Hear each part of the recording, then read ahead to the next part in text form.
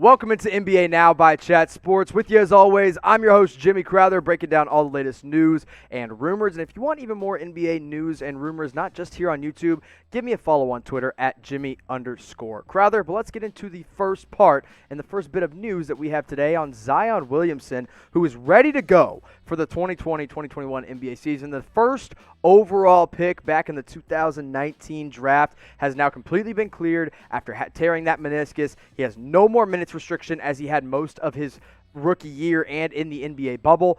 Remember, during his rookie year, he only ended up playing 24 games. And those first few games, really the first set of games, was just outstanding. He completely, just came out of nowhere and basically proved, hey, I was worthy of the number one pick. I just had a little bit of injuries. But the bubble, he slowed down just a little bit. During the regular season, before the bubble, he was averaging more than 20 points per game, pulling down more than 6 boards, and passing the ball pretty well from his position as well. And if you're really an NBA fan, nothing is better than seeing Zion Williamson 100% because this is a guy that's going to be the face of the league for the next, if healthy, 10 to 20 years in the NBA. And now he's got a pretty solid team around him as well, as they've made some moves this offseason, and they'll look to push for the NBA playoffs. They were close last year. They didn't quite get it, but this year they add Eric Bledsoe, they add Steven Adams to an already solid team with an all-star in Brandon Ingram and a solid defensive point guard in Lonzo Ball, who might play a little bit more off the ball if he can shoot well this next season. That backcourt of Bledsoe and Lonzo is great defensively. The only questions I have are on offense, but with Zion 100%, it's going to be a pretty solid team in New Orleans, and if he is what he was last year and a little bit more healthy, Pelicans might push for that playoff spot. So let me know what seed you think the Pelicans are going to get in the Western Conference this season. Now, I think for a long time coming, they're going to be an NBA playoff team, but right now, I've got them just on the outside looking in. I think they'll probably be the 9th, maybe the 10th seed, with teams like the Suns, the Grizzlies, and other teams down at the bottom of the Western Conference getting even stronger.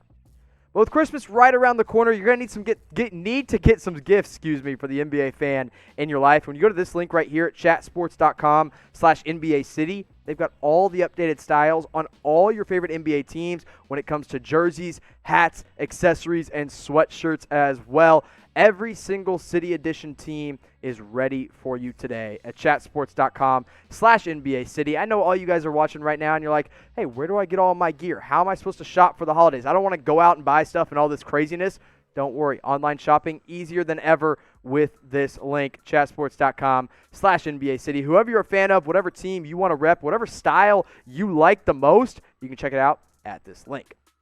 Now let's jump into Paul George because he says he wants to retire with the Clippers. He says that is where he wants to stay. Remember, there's a lot of drama around Kawhi and PG this offseason, around the Clippers as a whole, about what they would look like next season and the special treatment that Paul George and Kawhi were getting. But Paul George was asked about this right at the beginning of their training camp, and this is what he had to say.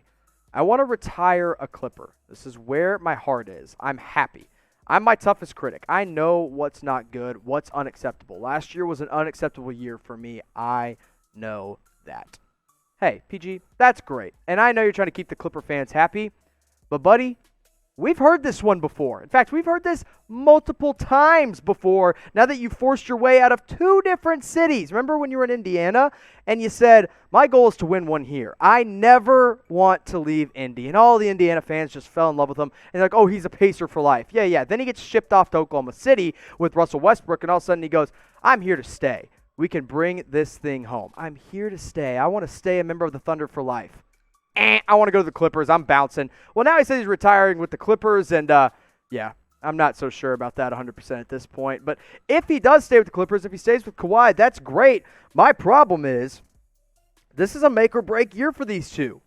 Kawhi and PG have a player option. Both of them do. If they don't go all the way this year, if they don't at least make it to the Western Conference Finals, I think both of them are opting out, and neither of them are going to retire as Clippers. They'll go and get max contracts from some other team. So, listen, PG, I don't want to see you say, yes, I'm going to retire with the Clippers. My heart's here. I love it so much. I want to see you actually go out and win and try to play for the team that you're on right now and just be happy where you are because you haven't been happy anywhere else. So, I'm not here for all the drama. I'm tired of it. I just want to see him play basketball and not be the pandemic P. I want playoff P back in action. So, you guys can vote. Now, you know my vote. I don't think he will. I think, as the kids say these days, I think what he said was cap. But you guys can let me know what you guys think. Will Paul George retire a Clipper? Type Y for yes.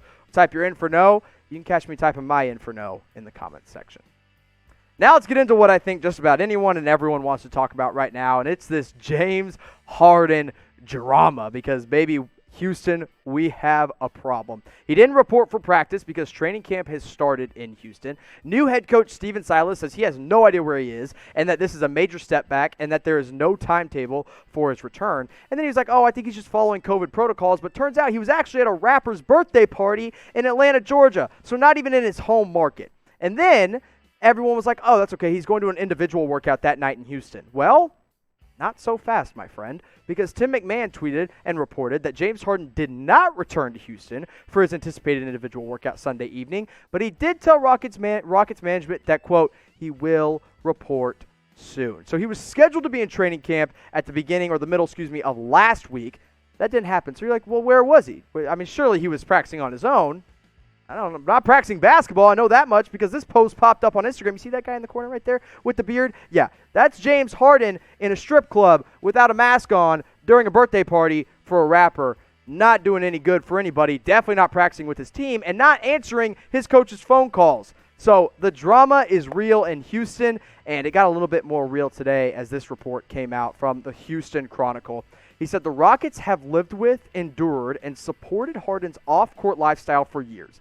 But now he has lost key supporters inside the Toyota Center, and it's questioned more than ever whether Harden will ever, quote, get it. He avoids leadership and confrontation instead of embracing it. And that is not something you want out of a guy that's supposed to be a top 5 player. If your top 5 player can't stay out of drama and is doing a bunch of stuff off the court that makes him look like an idiot and won't let him lead a team, you got some big problems, and now he's losing the trust of the team that he plays for. But some people are still saying, no, this isn't James Harden's fault. This is the Rockets' fault for not putting a contender around him. Okay, if that's true, then you can type R for the Rockets and say you blame them for all this mess. But if you think it's James Harden's fault, if you think he is the problem, type J. And you can catch me typing my J because you know why? James Harden handpicked Chris Paul as his point guard, then got tired of him, so he handpicked Russell Westbrook as his point guard, and then he got tired of him, so he handpicked John Wall as his point guard, and now he's not showing up to practice. So I'm typing my J for James Harden. I think he's a diva, and that's all there is to say about it. But if he ends up getting moved, if he ends up getting traded, as I think he would like to be traded at this point, maybe somewhere in Atlanta where he can go hang out at his favorite club, that's just me. We're going to break it all down here on Chat Sports. This link right here, youtube.com/chatsportstv, has got you covered with all the latest and greatest NBA news and rumors. And who knows, maybe we'll get Fiery Jim a couple more times because this kind of drama, I love to stir it up. Hater Jimmy is alive and well. Let's get into some news to finish out this episode of NBA Now. We're going to talk about the Toronto Raptors.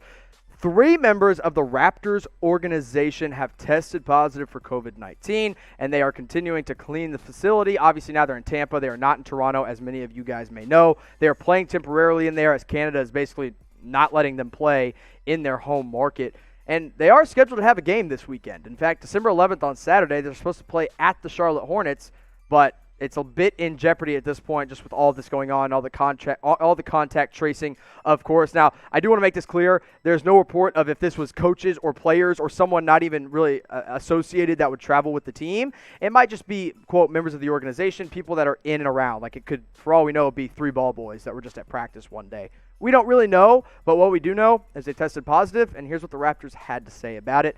It said during the league-mandated testing period prior to training camp, 3 members of the Toronto Raptors organization tested positive for COVID-19. All 3 are and will continue to self-isolate away from the rest of the organization.